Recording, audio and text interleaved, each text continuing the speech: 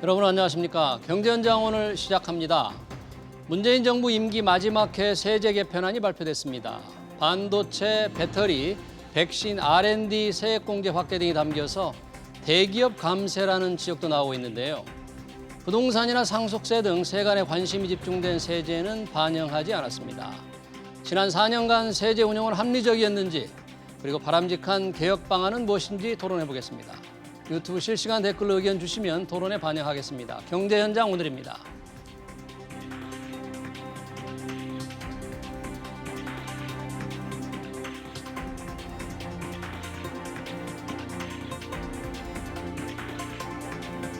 세제 개편안 토론하기 위해서 세제 전문가 두 분 모셨습니다. 김우철 서울시립대 세무학과 교수, 그리고 한국조세정책학회장을 맡고 있는 오문성 한양여대 세무회계학과 교수입니다. 두 분 어서 오십시오. 반갑습니다. 교수님 반갑습니다. 네. 자, 올해 세제 개편안이 발표됐죠. 이제 문재인 정부 4년 차, 그러니까 사실 임기 마지막 해인데 이 세제 개편하는 게 우리 경제 전체 그리고 기업, 개인들의 실생활에 많은 영향을 미치지 않습니까? 오문성 교수님, 어제 사실 잠깐 세제 개편안 골격을 좀 저희가 전화로 설명을 들었는데 오늘 좀 종합해서 발표된 세제 개편안 핵심적인 내용 뭔지 또 어떻게 평가하시는지 좀 듣고 싶습니다. 올해 이제 그 세제 개편안은 그 문재인 정부의 지금 5번째 개편안입니다. 그러다 보니까 이제 말기에 이제 개편이 된 거죠. 그러다 보니까 항상 그렇듯이 이 정권 초기에는 항상 세수를 좀 증가시키려고 하는 그런 움직임이 있지만 말기로 갈수록 계속 이제 조금 국민들이나 납세자의 눈치를 보게 되거든요. 그래서 올해 아마 지금 적자에 대한 그 세수 적자에 대한 추정이 가장 뭐 크진 않죠. 18년도에 2.5조의 적자가 있습니다만 우리가 처음에 시작할 때는 법인세율도 인상하고 소득세율도 인상했었거든요. 그래서 5.5조 정도의 뭐 5년간 그 세수 확대가 세수 증가가 있다고 했는데 이번에는 뭐 18년도에 2.5조 마이너스, 이번에 1.5조 정도 마이너스입니다. 그런데 보니까 이번에는 작년에 우리가 이제 코로나에 한참 그 이제 지금 뭐 묶여 있을 때인데 작년에는 이제 소비 진작이나 투자 이제 진작이 뭐 이런 거에 대해서 상당한 많이 부분 이제 코로나에 대한 극복의 문제에 집중했다면 이제는 조금 백신도 맞고 하니까 조금 자신감이 생긴 것 같습니다. 이제는 코로나도 좀 끝나간다. 동이 트기 전에 이제 어두운 거죠. 그래서 지금 많이 이제 좀 어렵긴 하지만 일반 투자하고 뭐 신성장, 원천기술 투자 기존에 있던 거에서 최근에 우리가 말하는 반도체, 2차 전지, 백신에 대한 세 분야를 국가에서 아주 그 집중적으로 지원하겠다고 하는 이 내용이 이제 올해 그 세법 개정안의 가장 큰 내용이고요. 어저께도 잠깐 말씀드렸지만 기부금 세액 공제나 중소기업 결손금 소득 공제 뭐 이런 것들도 들어있고 합니다. 지금 말씀하신 대로 국가 전략기술 세 개 분야에 대한 세액 공제를 확대하게 되면 김우철 교수님 뭐 이렇게 대기업들이 조금 세금 감면 혜택을 좀 많이 받게 되는 겁니까? 어떻게 보십니까? 내용상으로 볼 때 중요한 그 R&D나 투자 설비에 대한 지원이기 때문에 대기업 경쟁력 확보에는 상당히 도움이 되는 내용들입니다. 다만 전체 액수가 현재 8천억 정도로 그렇게 크다고 보지는 않습니다. 대기업에 돌아가는 세제 혜택이? 네, 그렇습니다. 지금 지난 4년간의 세법 개정에서 대기업 증세 부분은 거의 한 8조 이상, 9조 다 돼갈 거거든요. 근데 이제 올해 한 해만 볼 때는 감면 확대로 인해서 한 8천억 정도가 대기업에게 이제 돌아간다면 절대액으로 볼 때는 많이 부족한데 중요한 것은 이제 정권 초기에 비해서 반대기업 정서가 강했는데 최근에 경제환경 변화로 인해서 경제 기조가 이제 바뀌고 있다. 차기 정부가 어떤 성향을 띠던 지금과 같은 국가 전략 산업 지원은 바뀔 수 없는 추세다. 뭐 여기에 의의를 두고 있습니다. 네, 이게 아무래도 국가 전략 기술에 대한 이런 R&D에 좀 세액 공제가 늘린다는 것은 국가 간의 기업들 간에 지금 뭐 패권 전쟁이 벌어지고 있잖아요. 국가 차원에서 좀 지원을 해야 되겠다. 뭐 그런 흐름을 타는 거죠. 이번 그 세법 개정 있고 나서 혹자들은 그 너무 기업에 프렌들리한 그런 정책을 썼다라고 생각하고 있는 그런 뭐 말도 많이 있는데 저는 조금 생각을 달리하는 게요. 지금 이렇게 어려울 때 이제 우리가 다시 이제 일어날 수 있는 이런 시기에는 예. 상당히 어찌 보면 기업에 대해서 그 나름대로 우리가 미래에 대한 수종 사업이라고 할 수 있는 이런 어떤 사업에는 집중적으로 국가가 지원을 하는 게 맞습니다. 맞는데 최근에 보면 이제 거기에 대해서 우리가 이제 세제에 대해서 우리가 쭉 이제 그 추계를 할 때 여기에 대한 혜택이 어디로 돌아가느냐 이렇게 하다 보면 대기업과 실은 대기업과 중소기업에도 많이 돌아갔어요. 그러니까 이번에 하는 이 세 가지 사업을 하고 있는 대기업과 중소기업은 다 같이 하기 때문에 이걸 반드시 뭐 대기업이다. 그리고 대기업에 대해서 부자 감세라는 어떤 틀을 프레임워크를 씌우는 것은 조금 제가 보기엔 좀 잘못돼 있다. 왜냐하면 대기업은 부자가 아니고 개인이 부자인 거죠, 개인이. 네. 그래서 그런 말들은 상당히 우리의 정치권에서 쓰고 있는 용어인데 조금 잘못돼서 쓰고 있다는 생각이 듭니다. 네, 그렇군요. 지금 국가전략기술 R&D 세액공제 확대 외에도 혹시 김우철 교수님 보시기에 오늘 발표된 올해 세제 개편안 중에서 조금 아주 중요하다거나 좀 의미가 있다거나 뭐 이런 걸 꼽으신다 혹시 뭐 어떤 걸 또 예를 들을 수 있을까요? 사실은 큰 덩어리는 이제 이번 세법 개정안에 잘 나타나 있지는 않습니다. 그러나 팬데믹 그 위기로부터 지금 경제가 회복 중이기 때문에 아무래도 고용을 유지하거나 증대하는 기업들에 대한 세제 지원이 다양하게 지금 마련돼 있습니다. 대부분 이전의 지원 제도를 연장하는 선에 그치긴 했으나 제도가 유지되고 있고요. 특히 소상공인들, 생계형 소상공인 지원 확대 같은 것도 좀 제가 볼 땐 필요한 조치라고 보고 있습니다. 예.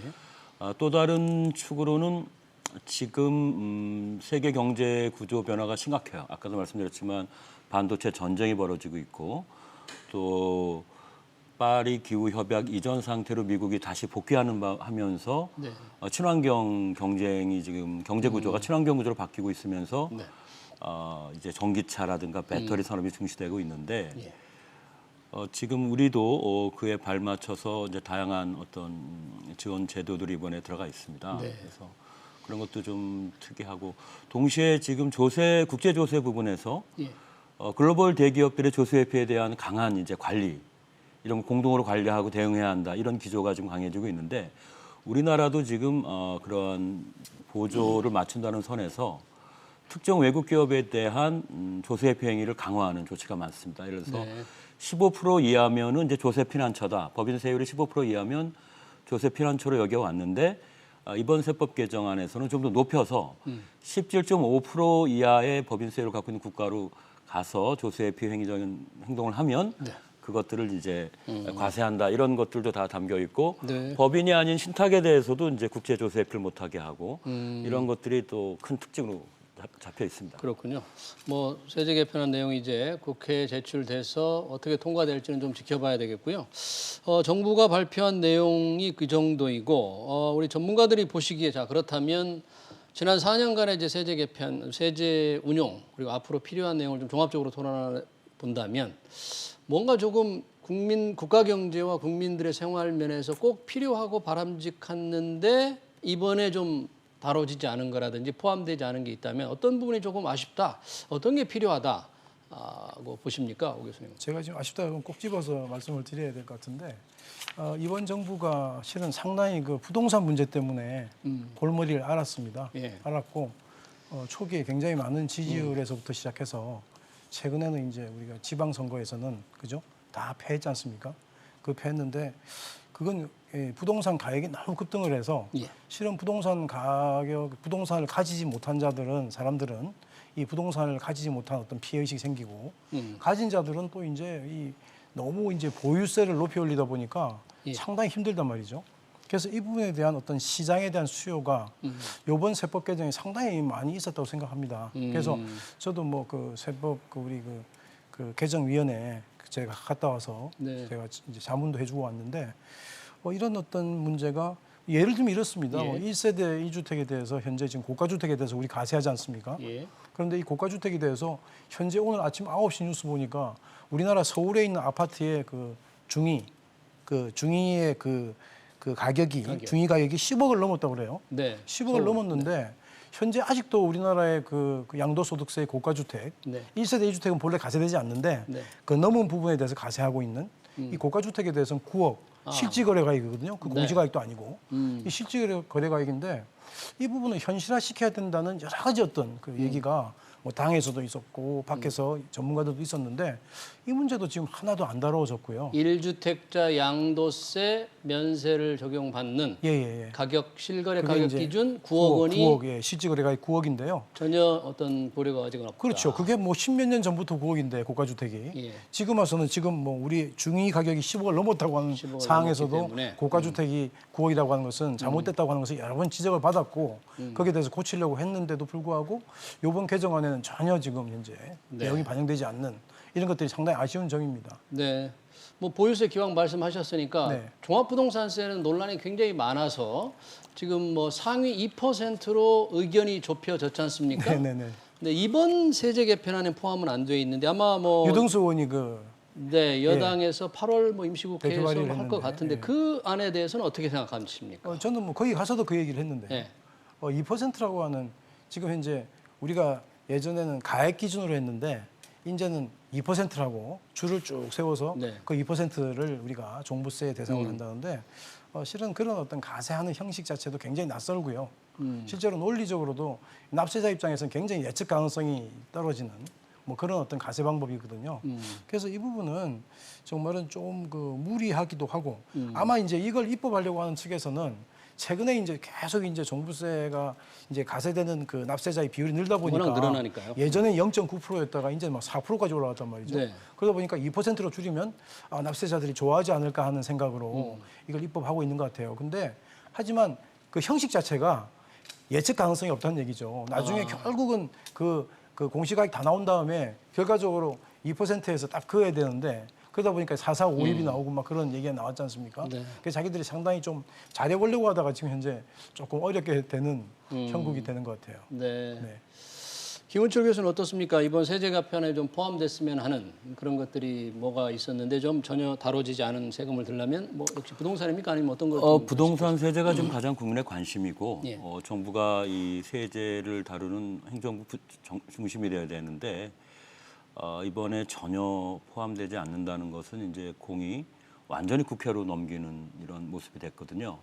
무슨 말씀이냐면 행정부에서 객관적으로 중립적으로 이 부동산 세제의 논란을 해결해 줘야 되는데 정치적인 아무래도 이해 타산이 앞서는 정당에서 주요 법안을 이제 주도한다는 모습은 저로서는 매우 아쉽다.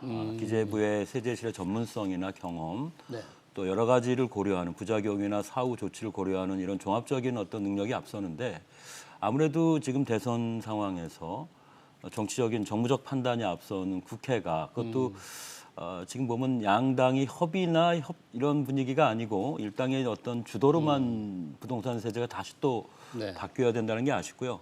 두 번째는 연초부터 우리 기재부가 상속세제가 이제 국민의 관심이 되면서 네. 이번에 꼭 개선을 하겠다 이렇게 약속을 했습니다. 상속세 그런 약속이 있었습니까? 상속세 네. 개편의 필요성이 많이 이제 논의가 됐고 예. 기재부도 국민의 그런 어떤 인식을 잘 파악하고 있고 적극적으로 개편안을 내보겠다고 해서 연구 용역도 진행하고 뭐 이런 것들이 많이 회자가 됐습니다.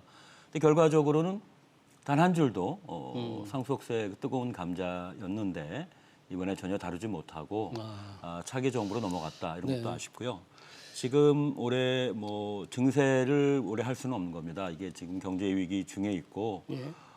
세입 확충이 필요하지만 이것은 지금은 경제 대응이 더 중요한 거니까 아무래도 감세 기조로 나왔는데 그렇다 하더라도 올해 상당히 많은 조세 지출이 일몰 예정이 되어 있습니다. 그런데 그 중에서 대부분이라고 할 수 있는 77개의 조세 지출이 거의 그대로 연장이 됐습니다. 조세 감면 제도가 네. 끝내주지 않고 연장이 된다 그런 얘기죠. 이게 세입 확충의 첫 단계는 결국은 이제 감면 정비인데 그렇다면 이제 내년 후년을 위해서라도 이게 3년에 한 번씩 일몰이 오기 때문에 이 대량의 감면안들은 이제 3년 후에 가야 정비될 수 있기 때문에 네.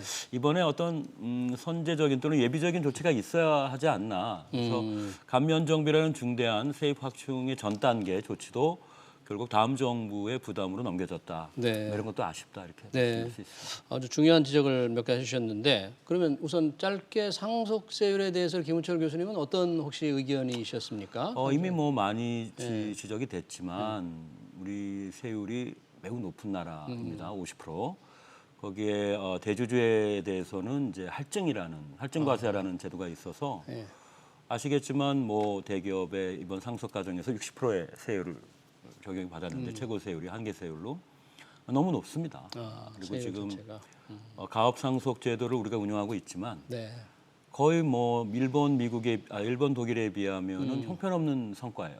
거의 두 자리 숫자에 불과한데 가업 상속이 이루어지지 예, 않고 실효성이 있다. 이제 없다는 게 계속 제기가 되고 예. 있습니다. 그래서 가업 상속 제도의 합리화를 통해서 좀 더 현실에서 활용성을 높여야 된다.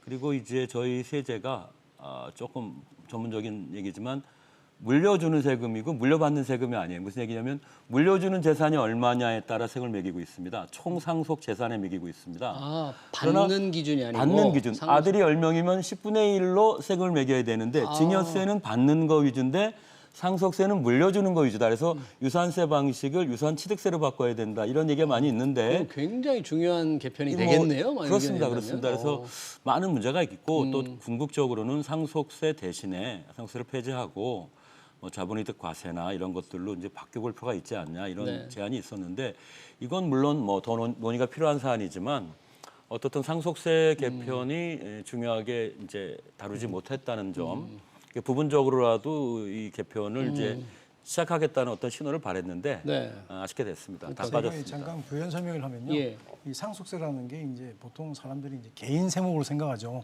예. 왜냐하면 피상속인이 돌아가시면 상속인이 이제 상속세를 내는 거니까.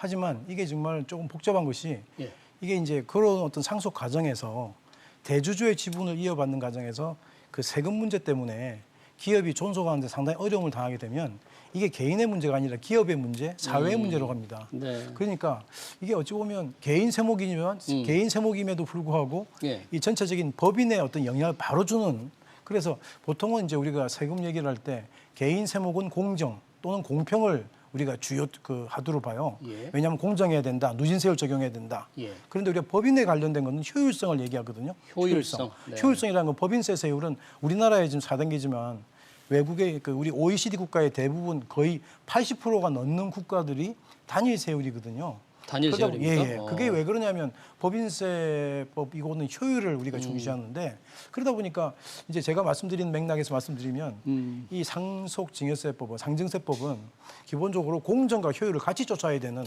그런 세목인데 어찌 보면 한쪽만 쳐다보고 공정만 공정만 생각하는 너무 치중하다 보니까 그러다 효율을 보니까 좀 놓친 좀 측면이 문제를 있다. 자꾸 야기시키는 면이 예. 있습니다. 예. 근데 이번에 뭐 상속세를 뭐 전혀 건드리지 않았지만 그것은커녕 뭐 이번에 왜 그 논란이 됐던 미술품 있지 않습니까? 예. 미술품을 이제 물납 대상으로 인정해 준다는 게 처음 안에는 있었다는데 이게 뭐 여당 의원들의 반대로 빠졌다고 그래요? 그것조차도 못한 것 같은데. 물납제도 그에 대해서 뭐 여러 가지 지금 국회에서 안이 발의되고 있어서 아마 국회 내에서 하나로 모아서 처리하겠다 이런 걸로 저는 파악하고 있습니다만 예. 정부 발의안에 있는 건 이제 미술품 물납을 이제 허용하거나 지원하는 거였지만 지금 오늘 또 나온 소식에 의하면 우리 민주당의 양경자 예. 의원께서는 또 반대로 그럼 물납을 또 까다롭게 과세를 강화하는 상반된 시각이 민주당 내에도 있습니다. 민주당 안에서 오히려 예. 그래서 강화하는? 상속세 물납은 실제 당사자들께는 상당히 절실한 문제이지만 저희가 국민 전체 또는 세법 전체를 볼 때는 아까 말씀드린 주요 의제에 비해서는 조금 무게감은 좀 떨어집니다. 좀 단편적인 개정 사항이라 그건 뭐 그렇게 네. 바뀔 수 있다고는 저는 보고 있습니다만 네. 중요한 거는 이제 총체적인 틀에서 상속세 방향을 우리가 이제 어떻게 가져갈 것인지를 정하고 물납제도에서 불편함이 생긴 부분은 또 국민들께 어떻게 해결해야 된다 이런 걸 논의하는 게 순차적으로 바람직하지 않나 이렇게 생각합니다. 상속세 물납도 보면요 여러 가지 복잡한 문제가 있어요. 그 지금 그래요? 왜냐하면 첫째 우리가 물납을 하기 힘든 자산인데 왜냐하면 이 가세관청에서 물납을 받게 되면 결국은 그걸 가지고 있는 게 아니라 공매를 하거든요. 공매를 하는데 이 미술품에 대한 어떤 수요라고 하는 것은 굉장히 특수한 수요죠. 굉장히 그 일반적인 범용성 있는 수요가 아니라 그렇기 때문에 자기들 힘들고요. 두 번째는 지금 그걸 해주자 그러니까 이것도 또 이제 부자들한테 특혜 주는 거 아니냐는 이것도 생각을 특혜로 하기 때문에 지적을 받을 수 있다. 지금 여당에서는 아마 자기들이 그런 어떤 그 나름대로의 생각도 있기 때문에 하기 힘들었다고 생각합니다. 그러니까 쉽게 이게 결론을 내기는 쉽지 그렇게 않죠. 간단한 문제는 아닌 것 같은데 저는 김우철 교수님 말씀대로 이게 상속증여세제에 대한 전반적인 기본 방향에 대한 토론 자체가 이 정부에서는 전혀 이루어지지 않았다. 아쉽지만 예, 네. 없었다. 그러니까 또 다음 정부로 이제 넘어갈 수밖에 없는데 그런 측면에서 본다면 지난 4년간 아까 말씀하셨잖아요. 법인세율 올랐고, 예, 올렸죠. 소득세도 올렸고 올랐고. 두 번 올렸죠. 그 다른 나라와 비교해서 봤을 때 우리 4년간의 세제 운영은 그러면 어떻게 종합적으로 어떻게 평가할 수 있을까요? 4년간 보면 첫해 2017년도 7월 달에 법인세 최고 세율을 25%로 올린 것은 예. 실은 조금 역주행을 한 겁니다. 역주행을 역주행? 했고요. 예. 실은 아까도 제가 말씀드렸지만 이 법인세라고 하는 것은 우리가 효율을 중요하게 생각하는 세목이기 때문에 지금까지 전 세계 국가들이 대부분은 낮춰오는 추세를 보였어요, 패턴을. 그런데 그 중에 이제 확실하게 확 낮췄던데도 실은 우리 트럼프가 낮췄고요. 네. 그러다 이제 우리도 계속 낮춰오다가 법인세에 대해서 이제 정치인들이 가세하려고 할 때는 상당히 여러 가지 복잡한 생각이 또 있는데요. 뭐냐면 일반인들은 가세하게 되면 그건 개인으로 이제 부담이 되는데 법인 같은 경우는 법인에게 부담이 되고 법인은 개인이 이제 주주로 있긴 하지만 거기에 대해 조세 저항 자체가 좀 약해요. 그러다 보니까 가세를 하게 되는데 정말은 법인세를 요번에 올린 것은 제가 볼 때 여러 상황에서 그건 잘못한 것이고요. 지난 2017년에 17년에 예, 그 한번 올렸고 그다음에 근데 그 올릴 때도 굉장히 핀셋 증세라고 그래서 그 위에 살짝 걷어내는 식으로 가세를 했거든요. 예. 그래서 그 부분에 대한 세수에 대한 증가가 그렇게 많지는 않았어요. 정말은 법인세 세율을 올렸어도. 예. 그래서 상당히 좀 그런 가세를 했고 예. 지금 개인에 대한 소득세율 같은 경우는 42%를 한번 올렸다가 2020년 말에 45%까지 한번 올렸죠. 45%. 그것도 이제 최고세율. 45% 올릴 때도 위에 살짝 걷어내는 식으로 네. 가세표준 10억 초과하는 가세표준 10억 초과가 많지 않거든요, 거의. 네. 그러니까 이제 그런 식으로 올렸는데 제가 볼 때는 뭐 소득세 세율을 올리는 것은 우리가 어느 정도 올리는 것에 대해서 우리가 어떤 기준이 확실히 있는 게 아니라 예. 그 나라의 정책적인 측면에서 올릴 수 있는데 지금 법인세 세율을 올리는 추세로 바꾼 것은 제가 볼 땐 조금은 역주행한 측면이 있고 예. 근데 최근에 바이든이 또 갑자기 올리기 시작하니까 바이든 대통령 올리려고 지금 하는 예, 거죠? 올리고 있고요. 근데 그러다 보니까 이제 우리가 예전에 올린 게 또 우리는 미리 선제했다 이렇게 생각하지만 그건 아닌 것 같고 네. 지금 바이든은 지금 트럼프가 워낙 많이 내렸기 때문에 다시 한번 올리는 거고 자기들도 세수가 이제 여러 가지 이제 그 펑크난 부분이 있어서 그 부분을 메꾸기 위한 하나의 방책으로 법인세를 올리는 거고 자기도 올리니까 남들도 다 같이 올리라고 지금 한 게 바이든 아닙니까 지금? 뭐 글로벌 글로벌 미니멈 이런 거. 텍스를 네. 예, 높이자고 한 것도 예. 그게 상당히 좀 이거는 어찌 보면 조금은 생각하면 총극 비슷한 거죠 저희가 볼 때. 예. 네. 지금 그런 뭐 전반적으로 법인세, 소득세, 최고세율 인상이 조금 역주행, 뭐 법인세 그렇게 말씀을 하셨는데 우리 김우철 교수님도 그런 세제 운영에 대해서 어떻게 평가를 하십니까? 예, 이번에 이제 마지막 세법 개정이었는데요. 지난 4년간을 회고해 볼 때 다른 몇 가지 차이가 있습니다. 첫째는 박근혜 정부는 이제 재정 상황이 어렵게 시작을 했습니다. 세 별선으로 시작을 했고 문재인 정부는 세수 초과로 시작을 했습니다. 재정 환경이 달랐습니다. 그러다 보니까 박근혜 정부는 원치 않았지만 증세를 해야 했고 실제 증세 없는 복지를 약속했지만 증세를 했습니다. 소득세에서 세액공제 전환을 했고요. 네. 담배세 증세를 담배세 했고 올렸고요. 또 대기업 세율을 인상하지는 않았지만 대부분의 감면을 없앴습니다. 법인세에서. 결과적으로 문재인 정부는 그 혜택을 정부 초기에 꽤 봤습니다. 세입 기반이 확대되면서 세수가 양호했습니다. 그러나 문재인 정부 때는 공약은 서민 증세 없는 복지였습니다. 서민 증세 예, 없는 그리고 복지 그 확대. 공약은 지켜진 것 같습니다. 서민 증세는 없었습니다. 예. 그러나 동시에 박근혜 정부와 같은 세입 기반이 크게 늘어나는 시기에 전체적인 증세 자체도 없었습니다. 따라서 주로 관심은 담세력, 즉 경제적 능력이 이제 세금을 많이 낼 정도로 경제적 능력이 큰 사람 위주로 그런 기업 위주로 세금을 더 내자. 담세력에 기초한 세부담 격차를 확대하는 정책. 네. 따라서 최고세율, 소득세 최고세율이 인상이 됐고요. 종부세도 재산이 많은 사람, 그 부동산 가치가 높은 사람들 위주로 이제 세율이 인상이 된 거고요. 그래서 이제 세부담의 격차 확대 위주로 이제 주로 고소득 대자산가 위주로 이제 세금이 인상됐는데 예. 아쉬운 것은 그런 보유세 같으면 재산이 있는 분과 없는 분 사이에 주택이 있는 분과 없는 분 사이의 형평성이 더 중요한 것인데 네. 주택이 있는 분 내에서 낮은 가격, 중간 가격, 높은 가격을 다 차별화해서 세금의 격차를 확대했다는 거죠. 그래서 예. 저는 그 지나친 격차 확대를 담세력에 기초한 지나친 세금 격차 확대는 바람직하지가 않다. 넓은 세원에 대해서 골고루 세금을 매기고 대신 세금은 가능한 한 적정한 수준, 네. 약간 낮다 싶을 정도의 적정한 수준으로 갔어야 되는데 일부 계층에게 세금 부담을 집중하는 방식의 증세는 결과적으로 세입 확대, 기반 확대에도 기여하지 못했고 어떤 그 공정성 기준에서도 좀 미흡하지 않았나 네. 그런 그러니까 아쉬움이 있습니다. 세금을 많이 낼 수 있는 고소득자 그리고 대기업에 대한 이 세금 부담을 확실히 높였다. 뭐 그렇게 이제 결론을 낼 수가 있겠는데 그렇게 세금을 늘었지만 또 지출이 지난 4년 이상 워낙 많아가지고 사실 나라 빚은 더 훨씬 많이 늘었지 않습니까? 많이 늘었죠. 네, 이런 재정 상황을 우리 정부는 그래도 다른 나라에 비하면 재정이 건전하다. 큰 문제 없다는 그런 논리로 계속 지금 뭐 추경을 편성하면서 빚을 늘려가고 있는데 이런 거는 좀 큰 어떻게 보십니까? 이 국가 채무 비율 문제에 대해서 이제 한번 생각을 해보면 실제 국가 채무 비율이 어느 정도가 적정하다, 안 적정하다에 대해서 우리가 절대적으로 말할 수 있는 기준은 없고요. 예. 일단 국가 채무 비율이 GDP 대비로 항상 나오거든요. 그 GDP가 항상 분모에 놓입니다. 분모에 놓이다 보니까 만약에 우리가 국가 채무가 올라가더라도 그러니까 채무를 보는 그 기준 자체도 한 4가지 정도 있고요. 채무를 정부 분류하는 부채냐, 기준. 지방 네. 정부 가지 부채냐, 그다음에 또 충당금까지 합치냐, 뭐 이런 식으로 해서 그 채무를 보는 기준 자체도 네 가지 정도는 아니기 때문에 사람들이 항상 국가 채무 많다 적다 할 때는 그런 걸 가지고 자기들 유리한 대로 말을 하고 또 하나는 우리가 GDP에 우리가 분모의 GDP가 놓이기 때문에 만약에 국가 채무가 늘더라도 네. 그 국가의 GDP가 빠른 속도로 증가가 되면 채무 비율이 그렇게 빨리 안 늡니다. 비율 자체는 안 늘 수도 예, 있죠. 그러니까 네. 그리고 또 하나는 그 국가 채무에 대한 성격을 좀 봐야 되는데 일본 같은 경우에 우리가 항상 예를 들면서 일본은 굉장히 국가 채무 비율 높은데 예. 우리는 낮은 거 아니야 이러는데 실은 일본 같은 경우는 국가 채무가 내부에 있습니다. 전부. 일본 국민들한테 있어요. 그 비율이 높아요.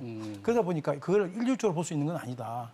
그리고 또 하나는 국가 채무에 대한 상승 증가 속도가 중요하거든요. 예. 근데 속도가 우리가 굉장히 빠른 편에 속합니다. 그래서 지금 항상 보면 정부는 문제 없다.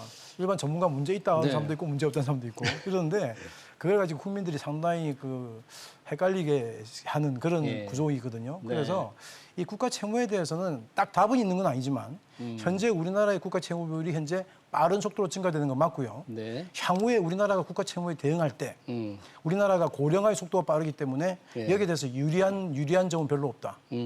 그래서 그리고 현재 이제 문재인 정부 들어와서 우리 현금으로 퍼주는 걸 좀 많이 했습니다. 네. 그게 개인적으로 크게 도움은 안 되지만 이렇게 여러 명의 많은 사람에게 현금으로 나눠주다 뭐 보면 전 그 국민 금액이 지원금? 굉장히 크거든요. 예. 그래서 그런 부분들이 많이 이제 실행에 옮겼기 때문에 상당히 그런 그 부분에 대한 충격도 좀 있었고요.